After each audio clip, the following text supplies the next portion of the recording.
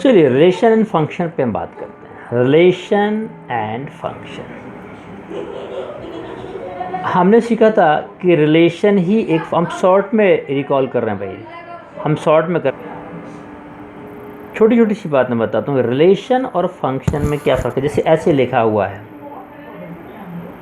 ये रिलेशन है कि फंक्शन है। एक बेसिक डिफरेंस आपको बता रहा हूँ। जैसे यहाँ बिगिनिंग में 2 आया है, अब बिगिनिंग में 2 और कहीं नहीं आना चाहिए, यहाँ आ गया, यानी 2 की इमेज 2 हो गई, 2 4 और 2 2, तो डोमेन के एक ही एलिमेंट की 2 इमेज हो गई, तो ये रिलेशन फंक्शन नहीं है। जो एक बार बिगिनिंग में आ गया, जैसे जैसे 2 1 है, तो अब 2 आगे नहीं आना चाहिए कहीं पर भी, कितने भी एलिमेंट हो। 3 आ गया, 3 1 है तो 3 4 2 है कुछ भी, लेकिन 3 अब आगे नहीं आने। यदि आगे मान लो आगे आ जाता 3 5, तो 3 की 2 इमेज हो जाती हैं, 3 1 एंड 3 5, तो फिर ये फंक्शन रिलेशन नहीं होता। क्योंकि फंक्शन की डेफिनेशन ये है कि यहाँ के एक एलिमेंट की सिर्फ एक इमेज होनी चाहिए, ऐसी 2 नहीं होनी चाहिए कि 2 1 भी हो जाए और 2 5 भी हो जाए, ऐसा नहीं होना चाहिए। तो छोटी छोटी सी बेसिक डिफरेंस को आप लोग नहीं समझते, कुछ टर्म्स को हम समझा रहे हैं, पूरा नहीं समझा रहे हैं। एक वैल्यू है real valued function and real function. Real valued function वो होता है जिसमें रेंज R हो या R का सबसेट हो। रियल वैल्यूड फंक्शन वो होता है जिसमें, यानी कि ये जो इमेजेस मिलेंगी ये सारी रियल मिलना चाहिए या रियल नंबर की सबसेट होनी चाहिए, तो वो रियल वैल्यूड फंक्शन होता है। अच्छा, इसमें डोमेन के लिए कोई कंडीशन नहीं दी है, यहाँ कुछ भी हो, लेकिन वो फंक्शन में घुसने के बाद उसकी इमेज क्या मिले, रियल मिलना चाहिए, तो हम कहेंगे रियल वैल्यूड फंक्शन। लेकिन साथ ही साथ डोमेन भी यदि रियल हो जाए, डोमेन और कोडोमेन दोनों रियल हो जाए, रियल से रियल में इमेज मिले, तो हम उसे कहेंगे रियल फंक्शन। तो रियल वैल्यूड फंक्शन में कंडीशन किसके लिए है, कोडोमेन के लिए, रेंज के लिए। रेंज जो निकले, रेंज क्या होता है, रेंज क्या कहलाता है, set of images. Set of images हमेशा रियल आनी चाहिए, तो हम कहेंगे रियल वैल्यूड। डोमेन में भले हम नॉन रियल डाल दें, ठीक है, लेकिन यदि डोमेन में के एलिमेंट भी रियल हो, रियल से रियल जा रहे हो, तो उसे कहते हैं रियल फंक्शन। कुछ और टर्म हम एक्सपेंड कर दें, इवन फंक्शन, ऑड फंक्शन। अब इवन और ऑड नहीं समझते हैं बच्चे। इवन में सोचते हैं कि जिसमें इवन पावर इसमें ऑड हो तो ऑड, ऐसा नहीं है। कोई फंक्शन ऐसा है, एफ ऑफ माइनस एक्स रखने से भी एफ ऑफ एक्स ही आए, तो उसे हम कहते हैं इवन फंक्शन। लेकिन एफ ऑफ माइनस एक्स रखने से माइनस एफ ऑफ एक्स पूरा फंक्शन नेगेटिव हो जाए, तो उसे कहते हैं ऑड। कैसे, जैसे F of X equal to ऐसे डिफाइन एक्स स्क्वायर प्लस 2। अब इसमें एक्स की जगह माइनस एक्स रख दें तो एफ ऑफ माइनस एक्स हो जाएगा, माइनस एक्स का स्क्वायर प्लस 2, और माइनस एक्स का स्क्वायर क्या हो जाएगा, एक्स स्क्वायर ओनली।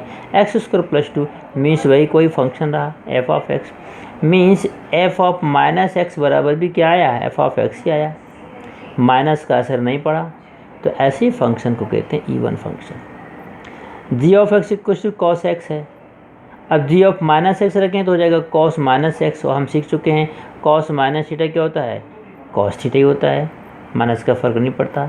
तो जी ऑफ माइनस एक्स भी कितना बना, जी ऑफ एक्स ही रहा। ऐसे फंक्शन को कहते हैं इवन फंक्शन। लेकिन जहाँ पर जैसे function H of X equal to X cube, तो H of minus X cube plus X, H of minus X रखें हो जाएगा माइनस एक्स क्यू और माइनस एक्स, तो माइनस एक्स का क्यू हो जाएगा माइनस एक्स क्यू, और ये minus X minus minus common लेंगे तो हो जाएगा एक्स क्यू प्लस एक्स, मतलब minus X cube plus X क्या है, जी ऑफ एक्स या एच ऑफ एक्स जो भी है, ठीक है। तो हमने यहाँ जी लिख दिया, एच लिख दिया, तो H of X equal to क्या आया, minus H of X, minus sign common आ गया, यानी माइनस रखने से वो फंक्शन नेगेटिव हो गया, H of X equal to हो गया माइनस एच ऑफ एक्स। तो जिसमें माइनस रखने से पूरा फंक्शन नेगेटिव होता है उसे कहते हैं ऑड फंक्शन। इवन और ऑड भी समझ गए। अब हम कुछ पर्टिकुलर फंक्शंस के बारे में बताएंगे, जिनके ग्राफ के बारे में। सबसे पहले आइडेंटिकल फंक्शन। आइडेंटिकल फंक्शन ऐसा होता है जैसे F of X equal to X, यानी एक्स की वैल्यू जो डालोगे तो इमेज भी वही आएगा। एक्स की वैल्यू हमने 1 रखेंगे तो f(1) equals to 1, f(2) equals to 2। तो ऐसे फंक्शन को क्या कहते हैं? Identical function. जैसे इसका ग्राफ क्या होता है, जैसे हम इसके ग्राफ में f(x) को y मान लें तो y इक्वल्स टू x। अब हम इसका ग्राफ बनाएं तो कैसे बनेगा?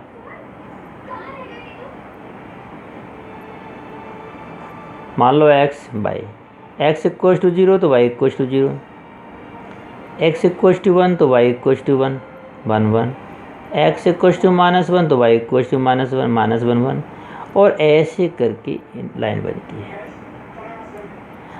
इस फंक्शन में कोई बंदिश नहीं है हमारे पास, कोई रिस्ट्रिक्शंस नहीं है कि हम x की वैल्यू क्या नहीं रख सकते तो y की वैल्यू क्या नहीं मिलेगी। x की वैल्यू यहाँ कुछ भी रख सकते हैं। तो इसका डोमेन क्या हुआ? R। डोमेन कौन सा सेट कहलाता है? ये। इसमें हम कुछ भी डाल सकते हैं तो फंक्शन में प्रोसेस होकर यहाँ इमेज मिलती है। तो इसके लिए कोई कंडीशन नहीं है कि हम यहाँ कोई भी रियल वैल्यू ले सकते हैं, और रियल वैल्यू लेंगे तो आंसर भी क्या आएगा? रियल। इमेज भी रियल आएगी।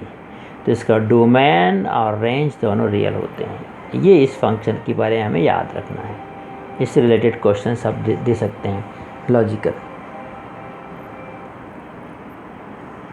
ठीक है ना। एक्चुअली आप डोमेन और रेंज में आप समझिए। मान लो कि हमने यहाँ लिखा ये है, यहाँ पे हमने f(x) इक्वल लिख दिया 3x/2 - 5। अब यहाँ से हमने इसमें मान लो कोई नंबर डाला 1, तो 1 यहाँ गया, प्रोसेस हुआ, तो x का 1 रखे, तो 3/3 × 1 3/2 - 5 सॉल्व करने के बाद एक वैल्यू आ गई हमारी -7/2।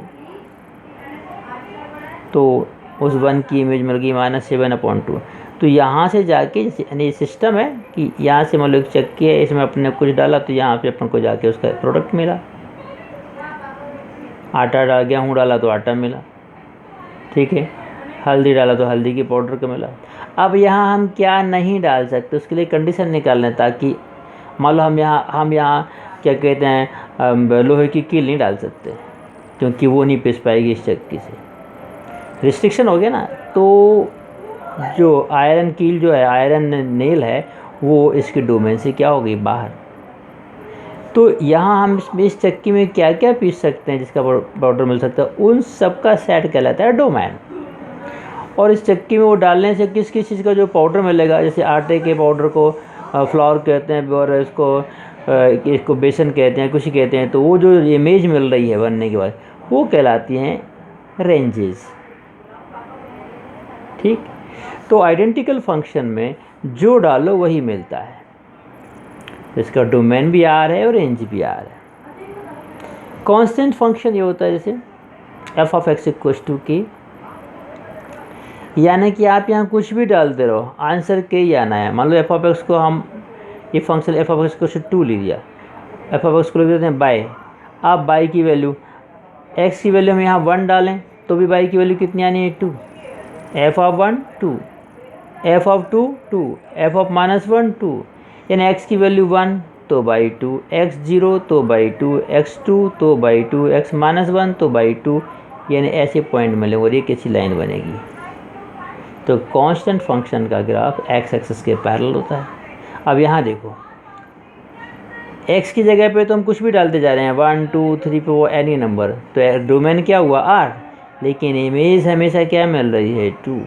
तो इमेज होगी, रेंज क्या होगी इस केस में? 2, मतलब जो भी कांस्टेंट है, कांस्टेंट इमेज होगी k। तो ये कांस्टेंट फंक्शन के बारे में हो गए। हम इन फंक्शंस के नेचर्स को हमें हमेशा याद रखना है, ठीक है। पॉलिनोमियल फंक्शन, पॉलिनोमियल के बारे में हम 9th क्लास में पढ़ चुके हैं। पॉलिनोमियल क्या होता है? ऐसा अलजेब्रिक फंक्शन जिसमें वेरिएबल की पावर क्या होनी चाहिए? नॉन ज़ीरो इंटीजर होनी चाहिए, पॉजिटिव इंटीजर होनी चाहिए, non negative integer sorry positive या होल नंबर कह सकते होनी चाहिए। जैसे ये है x² + 2x³ - 2x² + 5x, इस टाइप से।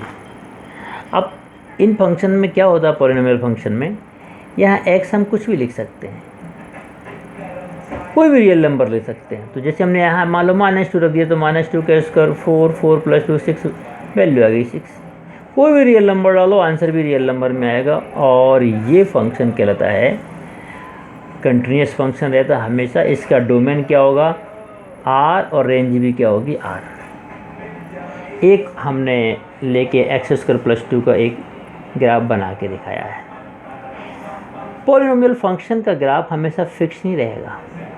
यदि हम f(x) मान लो x³ ले लेते हैं तो कुछ ग्राफ इस तरीके से कुछ बनता है, पर हाँ सबके ग्राफ बनते हैं और डिफरेंट टाइप के बनेंगे, तो ये पॉलिनोमियल फंक्शन कहलाते हैं। जल्दी से हम बढ़ते हैं। एक बताते हैं मॉडुलस फंक्शन, f(x) mod(x).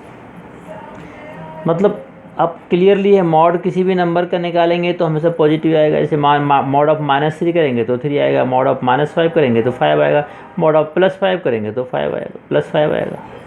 तो इसका डोमेन क्या हो गया, आर। किसी भी नंबर का मॉडुलस निकाल सकते हैं, लेकिन इमेज हमेशा क्या आएगी, पॉजिटिव, r + 0 to ∞। और देखो इसका ग्राफ कैसे बनेगा, x 0 तो y 0, x +-1 चाहे प्लस रखें चाहे -1 रखें तो वैल्यू क्या आएगी, +1 ही आएगी। तो x +1 तो y की 1, और x -1 तो भी y की +1। +-2 रखें तो x +2 रखें तो भी y की 2, -2 रखें तो भी y की 2। और इस तरीके से एक कर्व बनता है, bisector of first quadrant and second quadrant. सुनते जाना ध्यान से। अब इसमें हम क्वेश्चन कैसे बनाएंगे ये आपको सोचना पड़ेगा, ठीक। तो मॉडुलस फंक्शन का डोमेन आर, रेंज आर, ठीक है ना, एंड कर्व क्या हुआ, bisect of first and range bisect of first and second quadrant. जल्दी से बताते हैं क्योंकि 15 मिनट हो जाएंगे। दो फंक्शन और चर्चा कर लेते हैं। सिग्नम फंक्शन होता है f(x) mod(x)/x।